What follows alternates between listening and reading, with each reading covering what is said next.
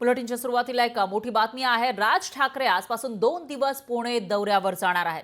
पुण्यातल्या पदाधिकाऱ्यांशी संवाद ते साधणार आहेत, तर पराभूत उमेदवारांसह स्थानिक पदाधिकाऱ्यांची भेट घेणार असल्याची माहिती आहे। मनसेच्या आगामी भूमिकेबाबत बैठकीमध्ये चर्चा होणार असल्याची माहिती समोर येते आहे। राज ठाकरे जे या विधानसभा निवडणुकीसाठी ऍक्टिव्ह झालेले होते, त्यांनी दौरे केले होते, महाराष्ट्रामध्ये सभा घेतल्या होत्या, पण राज ठाकरेंच्या मनसेला एकही आमदार निवडून आणता आलेला नाहीये। 2019 असेल किंवा 2014च्या निवडणुकीमध्ये एक तरी आमदार निवडून आला होता, पण आता 2024च्या विधानसभा निवडणुकीमध्ये एकही आमदार मनसेचा निवडून आलेला नाहीये।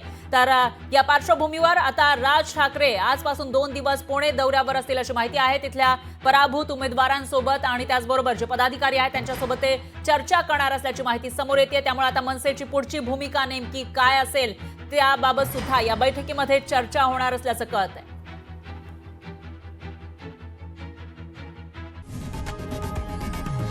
लोकशाही मराठी ऐका, पहा, जागरूक रहा।